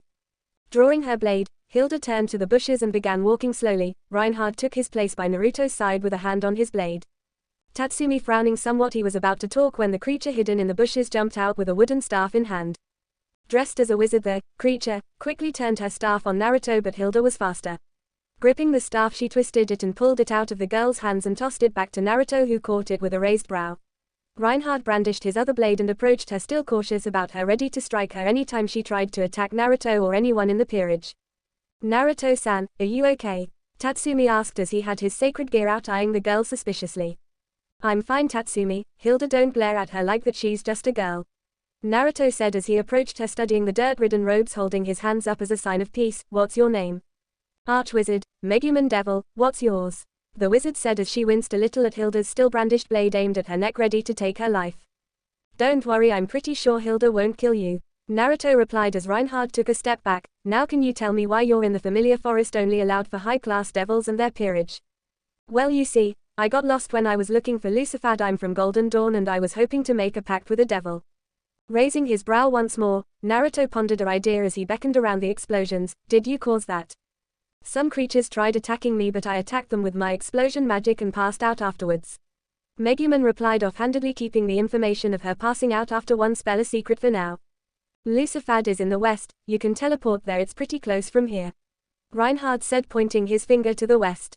Hey, well, you see, I can't exactly, well, teleport," Megumin replied as an awkward silence filled the air. "You can't be serious, I thought you were an archwizard," Hilda said, a deadpanned expression bearing down on Megumin, making the young girl extremely nervous at the sight of the bewitching beauty. Naruto simply gave her a wince of sympathy. Not many people could hold their own against her gaze. How could she be an archwizard if she can't even teleport? "Lady Hilda raises a fair point, Lady Megumin," Reinhard continued as his suspicions were raised. Replacing his hold towards his blade, the powerful knight waited patiently for her to explain herself. "No need to act without Naruto's permission. Back off, maid. The only true form of magic is explosive magic. I don't bother with other forms of magic, they are not good enough," Megumin replied, waving off the suspicion as she puffed her chest out in pride. "The path of explosions is the only one I will walk towards, no other magic will match it." "This little girl really is something else, what a freak," Tatsumi drawled before Megumin smacked him across his head with her long staff. "I will blow you, that's enough, you two," Naruto said, planting his hands on their heads and forcefully separating them with little effort before Reinhard stepped in between the two, ready to take action. "If you can't teleport them, you could accompany us while we find Tatsumi a familiar. Once that happens, I will take you to Lucifad. Does that sound all right with you?" Perking up at the offer, Megumin smiled at Naruto as the group proceeded forward, occasionally picking fights with Tatsumi and threatening to blow him up, the usual. With Zatuji guiding them deeper into the forest, a list of familiars were available, but Tatsumi did not like any of them and the search continued. Though Naruto saw Hilda was losing her patience with the two continuously arguing for the sake of their survival, he needed to speed up their little hike before her temper exploded. "Megumin, how about I take you to Lucifad right now and Hilda can help Tatsumi find a familiar?" Naruto offered as he caught the group's attention. Their conversation, however, was cut short when a loud roar filled the night and a large beast appeared, growling menacing at the Astaroth peerage, murderous rage in its eyes. "It's the nine-headed Hydra," Satuji whimpered as he jumped high on a tree branch, avoiding the beast with fearful eyes. As a soon-to-be familiar master, he could not be counted as the most courageous of devils. Fighting was simply not among the job requirements of a familiar master. No need to get himself killed before he actually became one. "How about this one, Tatsumi? It looks dangerous enough," Naruto asked almost cheerfully at the beast's sudden arrival, receiving a polite smile from Reinhard and a deadpan stare from Hilda. "It is one of the most dangerous beasts in the familiar forest. Its poison is very dangerous," Satuji shouted. "Get out of there." "I suppose you're right, Mom would never let you keep it," the blonde muttered offhandedly as the Hydra charged, aiming its heads directly at Naruto, hoping to kill the devil. Much to the beast's dismay, Naruto struck the leading head with one punch, sending it flying through a sea of trees, crushing the skull upon impact. "Did I kill it?" Roaring in a newfound anger, the Hydra regained its bearings and charged, this time poison escaping its fangs as the mighty monster of mythology found one of its many necks sliced by Reinhard. Chuckling somewhat, Naruto jumped into the air, wrestling a neck down and blasted the captured head with magic. As Tatsumi brandished his sacred gear, the young man held off another head, grunting somewhat at the powerful fangs. Megumin took charge as her eyes sparkled in anticipation. Using her staff to prepare her explosion spell, she casted the destructive move, blasting the beast back before collapsing on the ground. "Good work there, Megumin," Naruto replied cheerfully before staring awkwardly at the unconscious Megumin. "About time you woke up," Tatsumi said as he watched the drowsy girl groan a little before returning to her food. What Tatsumi did not account for was Megumin reaching for her staff and quickly casting a spell directly at him. Ducking under the bed, the pawn yelped fearfully as the table he sat on exploded into shards of wood. "The hell was that for you, crazy girl? You pervert. Were you taking advantage of me while I was asleep?" Megumin shouted, pointing an accusing finger at him as she had her staff on one hand and covering her body with blankets with the other. Channeling her magic for a second spell, the young archwizard's concentration was interrupted when Hilda kicked the door open and rushing inside, her sword drawn. Just what the hell is happening in here? Hilda roared in absolute rage, glaring fiercely at the two. Megumin, however, did not answer, eyeing the Hilda's chest with shock in her red eyes. Taking the opportunity to explain herself, Tatsumi quickly replied, "She blasted me when she woke up." "So big," Megumin muttered as she ignored the glare from Hilda and reached forward, taking a bounteous grip of her breasts, soft. Reaching down, Hilda crushed her palms against Megumin's head before lifting her to eye level. Adding pressure to the girl's head, Hilda punished the young magician with her abnormal strength, though the soft whimpers left Tatsumi in a bothered mess. First it was the unexpected grope, now whimpers from the young girl. Ah! Collapsing on the bed with a bloody nose, Tatsumi giggled a little as Naruto and Reinhard rushed in. "Grope me, eh? I'm going to punish you for that," Hilda said, her indifferent visage shifting into a sadistic one. "Seriously?" Tatsumi asked, pinching his nose with thoughts flooding his head. Smiling a bit awkwardly at the scene playing out before him, Reinhard chuckled nervously as Hilda continued to make Megumin whimper. "Lady Hildegard, I believe Lady Megumin has had enough." "Why are they so big?" Megumin murmured dejectedly, still hung up on the difference in their sizes. Dropping the girl a moment later, Hilda smiled menacingly once more as she watched the girl study her breasts in thought. Naruto, taking the opportunity to address his peerage and the guest, the blonde placed a hand on Hilda's shoulder and approached Megumin. "Yo, Megumin, we arrived in Lucifad a few hours ago. Since you were still unconscious, we rented a hotel room for you to rest up. You should be able to find some high-class devils to make a contract with. One of them is bound to want a wizard like you. Unless you want to come with us," Naruto replied before holding up her unused bishop piece and offered her the object. Grunting loudly, Tatsumi swung Incursio in a lazy arc, missing the reinforced dummy altogether. Frowning more, the young pawn repositioned the sacred gear and took a second swing. Watching Tatsumi from afar, Hilda scowled at the display, gripping the handle of her own blade. The queen fought the urge to march into the training ground and pummel the pawn for his lackluster performance. Even if she really wanted to blow off some steam, Naruto had given her the order to help train Tatsumi. Though he only wanted her work with him on physical conditioning and some swordplay, Hilda had an entirely different idea in mind. "Your stance is horrible," Hilda said, her tone halting Tatsumi's unimproved cut on the dummy. Ignoring the surprise which encompassed his sweat-stained visage, she yanked Incursio out of his hands and gripped the sacred gear. Adjusting to the heavier blade, she shoved Tatsumi away from the dummy, taking up a stance not a moment after. Taking some experimental swings, Hilda frowned as she tossed the blade back to him. "The sword is perfectly balanced. I don't see why you are having issues with it." Well, I just can't seem to practice with a dummy," Tatsumi muttered with a frown of his own. "Then I will be your sparring partner," Hilda announced before drawing her sword. Without a second of warning, she sprinted straight for Tatsumi, cutting the distance between them in a matter of seconds. Bearing down on him with her much lighter weapon, Hilda gave Tatsumi no room to retaliate as her relentless strikes pushed him further and further back. Coating her blade with a layer of magic, she raised it once more before clashing it against Incursio. Rather than backing up, Tatsumi fell to his backside. The unexpected force behind her last blow had been enough to send him sprawling to the ground. Another mistake she needed to fix. "Get up, we are not leaving until you can disarm me." Repositioning Incursio in his hands, Tatsumi decided to take the offensive. Hacking away at his opponent, he found himself driving Hilda back somewhat. Allowing the feeling of pride wash over him, Tatsumi could only muster a feeble parry when Hilda slipped out of his rhythmic slashing. The small moment of recovering Hilda bought for herself managed to give her enough time to attack while he remained in a defensive stance. Blocking a few quick slashes aimed for his exposed chest, Tatsumi grunted audibly as Hilda bashed her shoulder against his side.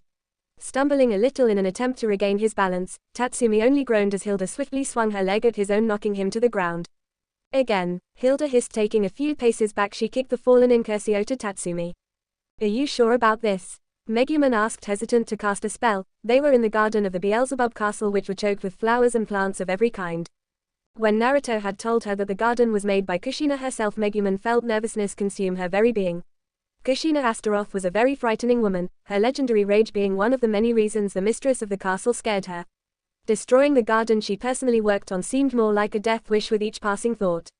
"She's not going to be mad. Besides, I just want to test how powerful your explosion magic is," Naruto replied, giving her an encouraging smile. The structure standing at the center of the garden held the shape of a large obelisk. Dark in color, the obelisk had been a gift to Ajuka from the Egyptian gods. It consumed magical energy and in turn released a fascinating color once it absorbed enough. Even at his current age, he needed a portion of his reserves to shift the stone's color. It captured his fascination for some time, though he knew if he still had chakra, the thing would be no match for a well-timed raisin shuriken. "All right, but if she gets mad, I'm going to blame you," Megumin declared, pointing an accusing finger at him before raising her staff in concentration. Feeling the flow of magic shimmer around her body, she willed more to release, then she began to chant. Oh, blackness shrouded in light, frenzied blaze clad in night. In the name of the crimson demons, let the collapse of thine origin manifest. Summon before me the root of thy power hidden within the lands of the kingdom of demise. Explosion. Aiming the explosive spell at the obelisk, Megumin watched with fascination as it vanquished her attack, nullifying its effects all before absorbing it a moment later. Blinking wildly, she muttered slowly to herself, thoughtful of the result of her ineffective attack. However, a nagging thought entered her mind. Eyes widening, she turned to Naruto and shouted excitedly, I'm still awake. I didn't faint after casting one spell. Chuckling merrily at her reaction, Naruto smiled at her as he responded, when I reincarnated you, your magic reserves seem to have increased. You're amazing. Megumin cackled as she enveloped Naruto in a hug, her mind racing. More magic meant she could utilize her arsenal of spells more frequently, allowing her visage to shift into one of giddy anticipation. She giggled maniacally, even with her arms still wrapped around Naruto's larger build. Megumin, are you alright? Naruto asked, an uncomfortable smile etched across his usually friendly countenance. Explosions. So many explosions. Ha ha ha ha ha. Pulling at the tie snugly positioned on the white dress shirt he currently wore, Naruto grabbed the suit jacket hanging to his side. There were clear advantages being the son of the Satan Beelzebub and handicaps as well. In his case, as the new heir to the Astaroth clan, he needed to be present to the night's festivities. While his clan received a great deal of harassment from other members of the 72 Pillars, the image he presented would be vital in the survival of the Astaroths. The political climate right now required his experience as a cage rather than his skills as a soldier, for now he needed to play the role of an heir. Hearing the soft knocks echo from the door leading into his room, Naruto slung the suit jacket over his shoulder and held it in place with a free hand. Opening the oak door, Naruto nodded in greeting to Hilda. Garbed in a simple yet breathtaking green dress which complemented his green tie superbly well, with an opening to the long dress which showed off her long legs, Hilda topped off her outfit with emerald earrings which shinned under the gentle candle light. Giving Hilda a smile, Naruto opened the door further and offered her his arm. Shall we? Naruto asked, only to receive a eye roll from Hilda, but she also linked arms with him, allowing him to guide her down the empty hallway. Are the others dressed? Reinhard is helping Tatsumi with his tie. Newman is still complaining about her dress. Hilda answered, the annoyance etched across her alluring visage. Laughing at her annoyance, Naruto smiled warmly at the description of his colorful peerage. Even if Hilda did find the two new additions mentally taxing at times, he knew she still cared for them to a certain degree. Reaching the large room decorated with highly expensive paintings, Naruto smiled and waved at the sight playing out before him. Wrestling with one another, Tatsumi and Megumin were busy fighting over a new topic while Reinhard attempted to break up the scuffle to the best of his ability. Loosening himself from Hilda, he stepped forward, grabbing Megumin by the back of her dress and pulled her off of Tatsumi, much to his pawn's relief. Let me at him, I'm going to murder him. Megumin bellowed as she struggled against Naruto's grip, swinging her arms and legs wildly, attempting to pounce at the fearful pawn. Now, I'm sure what Tatsumi said, he did not mean it. Naruto said, his placating tone calming the girl down somewhat. Feeling her struggling slow down, Naruto let the mage down and offered her a smile. Hearing the grunt from Megumin, he turned to Tatsumi, offering his hand to help him. With his pawn now free of Megumin's unchained rage, he helped him, readjusting his tie and jacket. What did you do, Tatsumi? When I saw her looking at that painting, I asked her why. Tatsumi began, his quick glances over to Megumin, confirming his growing fear of the pint-sized girl. Rubbing his hands together, still looking over to the frowning girl, he leaned close to Naruto's ear and whispered, I joked about her chest. Feeling the edges of his lips turn upwards in amusement, Naruto nodded, fighting off a snort of mirth. Right, let's avoid the conversation next time. Smiling sheepishly, Tatsumi backed off and took his place by Reinhard's side, making sure to position himself away from Megumin. Shaking her head, Hilda continued to cross her arms as Naruto gathered the peerage. As of now, a massive party was being held by Zekrom Bale and the current head of the Bale clan. Due to the political power, most if not all of the remaining 72 pillars were presented enjoying the lavish event. Though it appeared to be a mere celebration, the events Zekrom held were used as political gatherings between the noble clans. Ready? Hilda asked as she looked over to Naruto, who nodded in response. Raising his hand, Naruto quickly formed a magic circle below him and his peerage before transporting him away. In a matter of seconds they were standing outside of the Bale castle, where the soft drizzle of water from an extravagant fountain caught their attention. Turning to find a small army of guards patrolling every inch of the castle, Naruto merely nodded to the head guard, who bowed and allowed him to enter without a hitch. He currently represented the Astaroth clan for this event, which meant every little action he performed would be analyzed by the other nobles. They were like predators. After smelling the blood, they circled around the clan, hoping to gain from their would-be downfall. Be on your best behavior. Naruto said, his pleading tone drawing nods of confirmation from his peerage. Allowing a smile of his own, he walked confidently through 2 oak doors decorated with the symbols of the Bales. He was immediately greeted by the soft symphony of an opera ringing from the edges of the massive room they currently stood in. With a lavish table choked up with unnecessarily expensive food, turning to Reinhard, who guided Tatsumi and Megumin away, Naruto offered his arms to Hilda once more as they joined the waltzing couples. "The Bale is watching," Hilda whispered, leaning closer to say the words, conscious of the various looks they were receiving.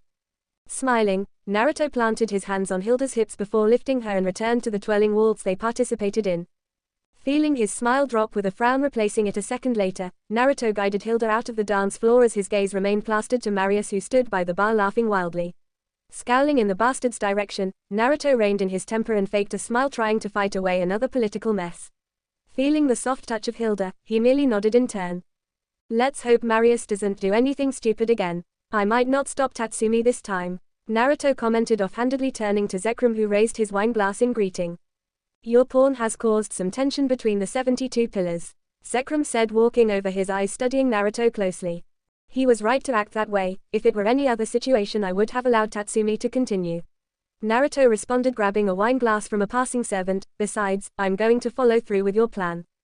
Challenging Marius Nabarius could bear some fruitful rewards," Zekrom mused before nodding thoughtfully. "It would be best to showcase your capabilities before challenging any of the higher-ranked champions." Feeling Hilda tug at his side, Naruto turned, looking at Hilda only to find his gaze directed toward Tatsumi. Standing over the pawn and Megumin was Marius, his overly arrogant smirk adorning his crude visage.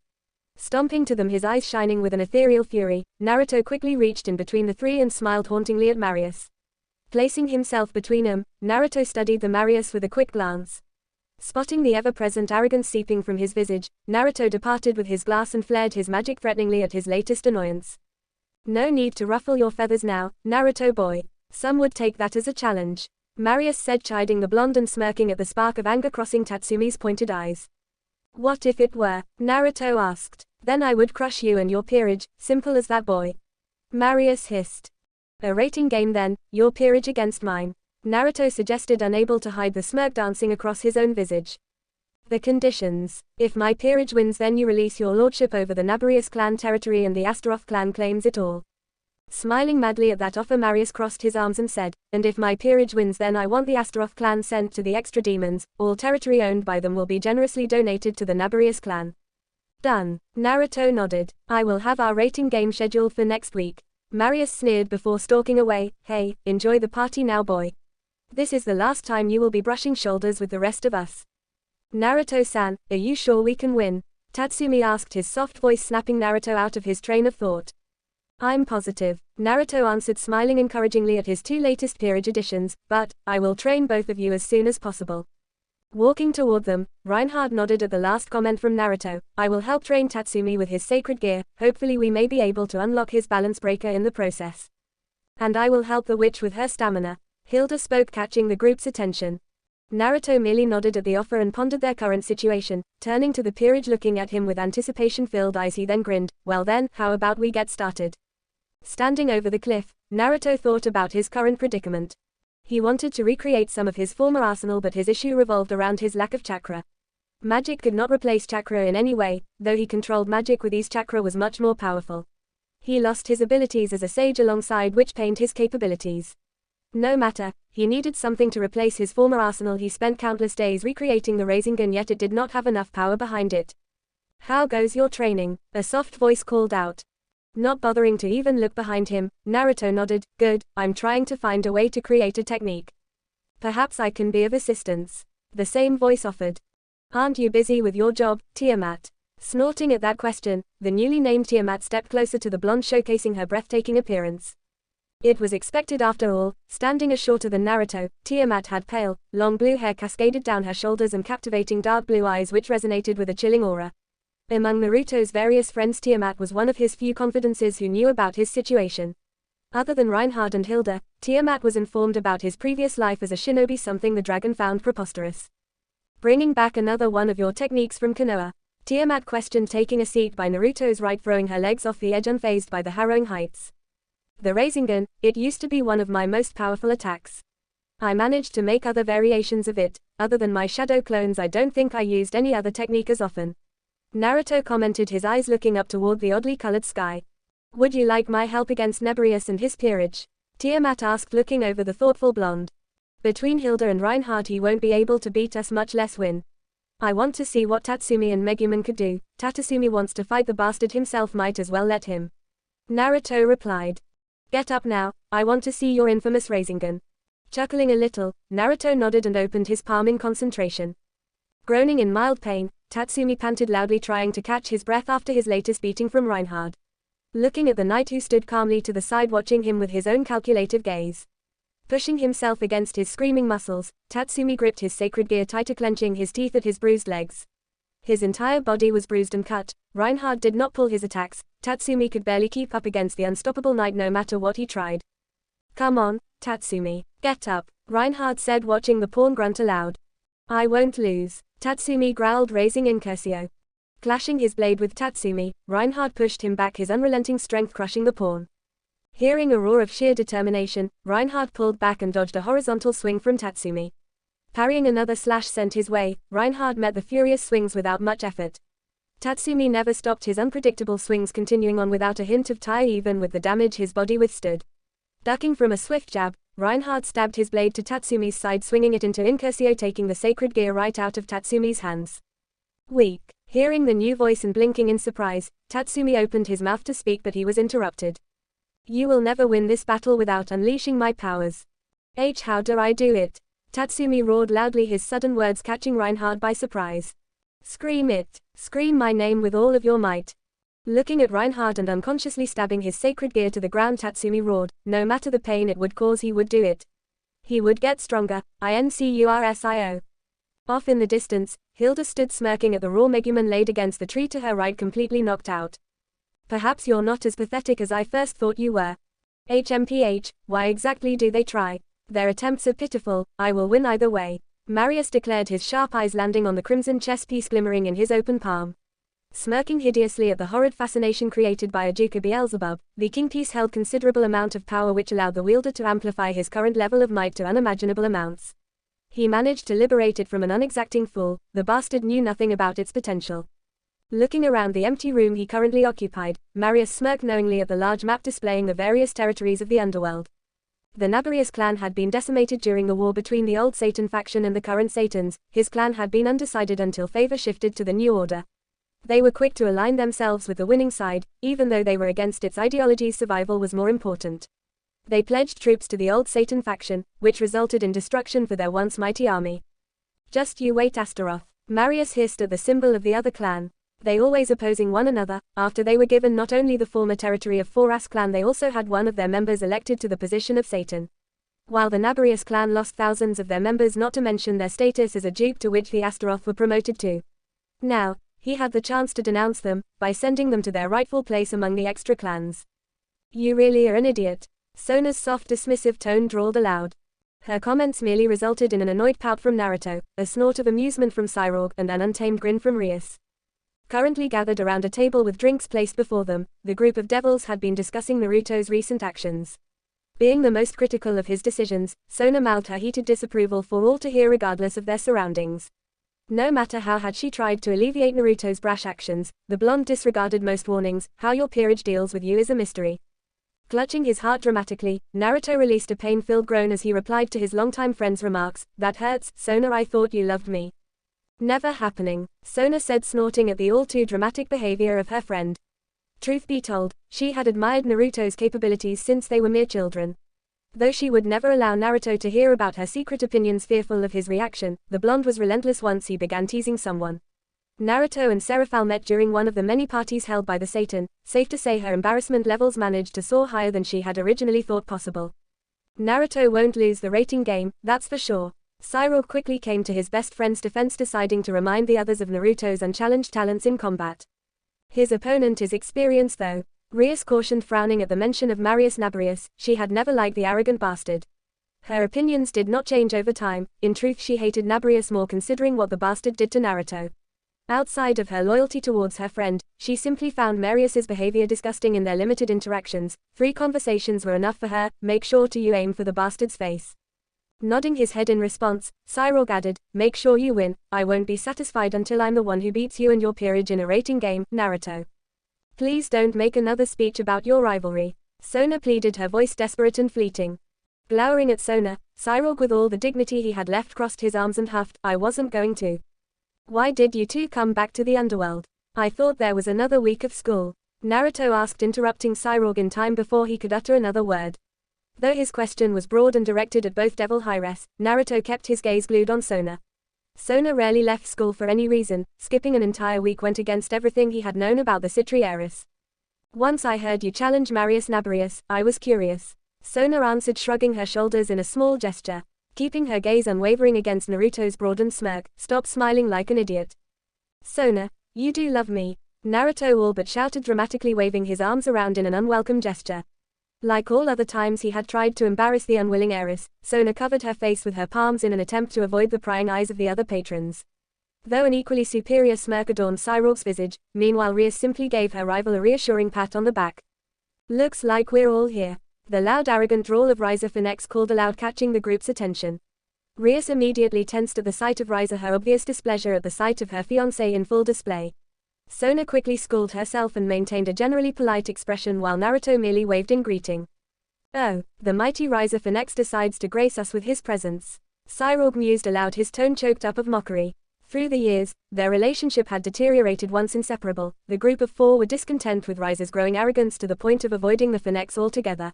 Naruto had been the only one to consider Riza a friend still, something none of the gathered devils understood, Riza included. Shut it, Bale, I'm here to talk to Naruto, not you. Riza said, snorting at Cyborg's mocking comment, as he pulled an unoccupied chair from another table and planted it beside Rias as he sat down. Heard you challenge Marius Nabarius to a rating game. The bastard had it coming, he threatened to kill Tatsumi. Naruto replied, shrugging his shoulders, and took a large gulp of his warm drink. Clutching his unfinished beverage, he turned his piercing blue gaze toward his fellow blonde. Are you not going to call off the marriage? Naruto's sudden comment caught everyone off guard. Neither Riza or Rias spoke at first until Cyborg decided to add his own opinion of the matter. You have the power to end it, Riza. I don't think I will. I always wanted a wife like Rias here. Riza mused, flashing Rias a lecherous smirk before turning back to Naruto. Why do you ask? Allowing silence to seep into their long conversation, Naruto smiled warmly at Riza. Make sure you don't get out of hand, Riza. I'll knock some sense into you when I finish with Nabarius. Standing over the panting figure of Tatsumi, Reinhard offered the pawn his hand. Both of them had been training for hours on end, neither of them were willing to end their current session. Though sweating profusely and bearing an assortment of cuts and gashes, Tatsumi's unnerving stubbornness kept him standing. No matter how many hits Reinhard landed on Tatsumi, he did not bow out. Naruto ordered Reinhard to help condition Tatsumi's physical strength in hopes of pushing him enough to learn to properly utilize his sacred gear. Incursio was physically demanding, driving Tatsumi to near unconsciousness during his first usage of the balance breaker. Not yet, Reinhard-san. Tatsumi hissed, forcing himself off the uneven ground, ignoring the burning pain echoing from his already damaged body. Repositioning Incursio, he stabbed it against the ground, curtly speaking the name of his sacred gear. In an instant, and bright light consumed Tatsumi's body. It lasted for a few seconds until Tatsumi stepped out of it, now garbed in a polished set of body armor. Bearing a flowing white cape on his back, Tatsumi was covered head to toe in a medieval-inspired piece of armor, giving him an appearance similar to Knights of the Old. Nodding his head at Tatsumi, Reinhard readied his sword and stood by as Tatsumi charged at him, blade in hand. Blocking the initial slash, Reinhard took a single step backward, avoiding the second attack. Parrying Tatsumi's third strike, Reinhard knocked him back somewhat, causing the armor-clad pawn to lose his balance. Collapsing on his backside, Tatsumi felt his sword forcefully torn from his grip, leaving him once again disarmed. Rather than yield to the sword aimed at his throat, Tatsumi swung his legs to the side, catching Reinhard in surprise. Using the opportunity, Tatsumi hurriedly stood back up, narrowing, jumping away from Reinhard's outstretched sword. Keeping his distance, Tatsumi regained his composure, making sure to take Reinhard's lessons. When defenseless, one should always allow their opponent to act first, giving him an opportunity to either dodge or block attacks. Watching the knight's sword descended downward in a vertical arc, Tatsumi quickly pulled his arm forward, blocking the slash. Though successful in his endeavor, he did not have time to pat himself on the back as a well-timed kick sent the armored pawn to the ground. Good block, Tatsumi, but this round is mine once more, Reinhard declared, offering the pawn his hand. Pulling Tatsumi up, Reinhard sheathed his sword and offered Tatsumi's own discarded blade back. Come now, Lord Naruto should be returning soon. His meeting with the other young devils should be over now. Young devils? Tatsumi inquired, his dirt-covered head tilting curiously. Smiling patiently, Reinhard nodded, planting his hand on his chin in a thoughtful expression. Yes, they are the group of devils that are considered the most talented devils of this generation. Though none of them are truly talented. The condescending tone of Hilda commented aloud, catching the duo's attention. Standing off by the destroyed field, Hilda stood, her usual cold expression spread across her visage, arms crossed and staring at the two. She spoke further. The only ones who are truly capable of succeeding is Astaroth and the Baal. Taking in the information, Tatsumi finally caught sight of Megumin standing to Hilda's side, looking as if her soul had left her body. What happened to her? Turning to Megumin, Hilda smiled coldly. I followed Astaroth's instructions and trained her, of course. She looks lifeless, Tatsumi pointed out incredulously. I believe in training through pain is the most efficient way of strengthening oneself. Staring at the large crowd of gathered devils, Tatsumi nervously turned to the others. None of them seemed to mind the roaring crowd. All they care for was finish their rituals and prepare for battle. Spotting Megumin seated on a small boulder, looking calm, or would be if she were not glaring daggers at Hilda, Tatsumi approached the newest member of the peerage and whispered, Megumin, have you done this sort of thing before? Are you kidding me, pervert? I get to show a coliseum of devils my beautiful explosion magic. Megumin gushed, her expression changing from anger to giddy excitement. Turning to the nervous pawn, the wizard puffed her chest and planted both arms on her hips. Once I get strong enough, I'll have bigger boobs than that demon. Opening his mouth to say something about her last comment, Tatsumi refrained and kept his mouth shut. Turning to Hilda, Tatsumi did not even see the queen acknowledge the insult and more or less just kept her gaze on her sword. Naruto sat on the ground, mentally gone over everything as Reinhard stood at the top of their base. The rating game was a simple one. All they needed to do was either capture the enemy base or defeat the enemy king to win the game. The map they were introduced to was an exact replica of Beelzebub Castle, the large fortress being their base and an equally intimidating fortress seated above a small range of hills being the Nabarius base. Alright, let's begin their rating game between Marius Nabarius and Naruto Asraroth. The loud cry of the announcer rang aloud, catching both teams' attention. His statement was quickly met with another roar from the gathered devils, and soon enough the magical field keeping both peerages in their base vanished, allowing said peerages to operate. Like Naruto had commanded, Hilda and Megumin stayed put in the current position while Naruto, Tatsumi and Reinhard left in a hurry. An immense forest separated the two peerages, something Naruto considered an advantage. Urging Tatsumi to head over to the Nabarius fortress while he and Reinhard eliminated any opposition sent their way. Hilda was more than enough to defend their base, but Naruto left Megumin in case of any unforeseen developments in the game. Considering how the Nabarius peerage operated, none of them were strong enough to defeat either king or knight. The only threat was Marius. From previous rating games, Nabarius sent out most of his peerage to weaken his opponents before coming out himself, leaving 2 or so of his peerage to guard the base. They got here earlier than expected. Naruto mused aloud, his eyes spotting a figure descending from the trees. Standing shorter than the both of them, a woman seemingly older than both retracted her wings and smiled at them, so he decided to send out his queen. Yes, I am. Rather than let her launch into an introduction, Naruto launched himself forward, appearing before her and slamming a well-timed fist on her exposed belly. His attack sent her backwards, knocking down a few trees right up to the 6th or 7th one, collapsing wordlessly. The queen of Marius Nabarius has been defeated. The booming voice of the announcer roared to life. Watching the queen vanish, Naruto's attention however was drawn to the group of enemies surrounding him and Reinhard. Sparing him a glance, Naruto sighed and turned to Reinhard, who looked disappointed at his inability to draw read. Launching past tree after tree, Tatsumi finally landed at the foot of the fortress, determination sketched across his face. Entering the large base, Tatsumi studied the well-decorated space and quickly promoted himself. Like all pawns, the rating game allowed any of them to promote themselves to any other piece, just like chess. It gave them the capabilities granted by the various evil pieces, providing a general boost in power. Choosing the queen piece, Tatsumi scaled the spiraled stairs laid out before him and sprinted higher and higher into the menacing fortress. His journey soon ended when Tatsumi entered a large hallway with torches illuminating the dark space. At the end of the hall were a pair of large oak doors. Gripping Incursio, the pawn proceeded forward and kicked the unlocked entryway open. Entering a large throne room, Tatsumi ignored his surroundings and kept his gaze solely on the bastard seated on a throne. Looking more arrogant than the day he had first met him, Marius opened his arms in an opening gesture and stood. Welcome, pawn. I was expecting your master, but you will do for now. Marius said, his haunting voice echoing off the large empty room. Throwing off the cape he chose to wear around his body, the Nabarius motioned for Tatsumi to approach. I was quite disappointed when I could not punish you, but here in a rating game one can murder you without consequence. I'm going to kick your ass. Tatsumi growled, stabbing Incursio to the ground and shouting out his sacred gear's name.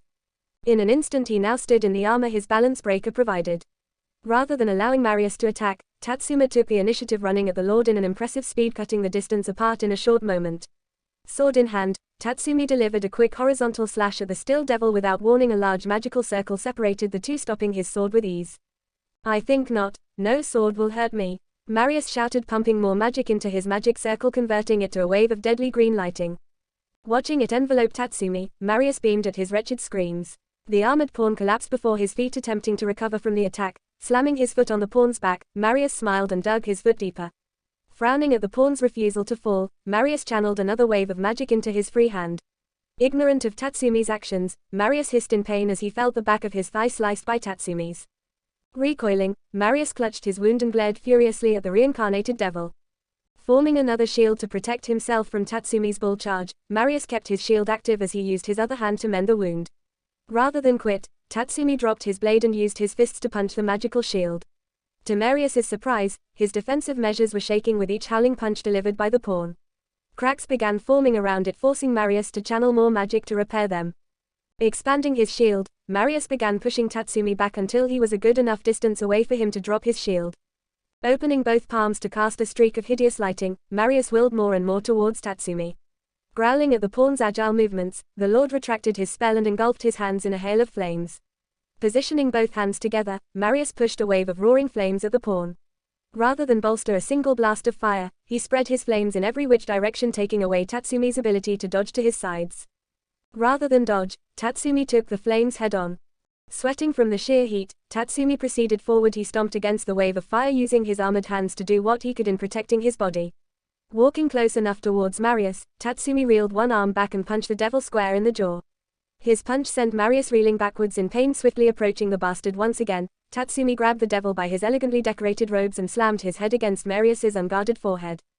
"That's for what you did to Naruto-san," Tatsumi shouted at the devil, cocking another arm back for another punch. His attack connected and sent Marius crashing against his throne. Stomping forward once more, Tatsumi barely did not have enough time to drop to the ground as another streak of lightning flew into him. "How dare you! I am a high-class devil, you are nothing more than a reincarnated devil."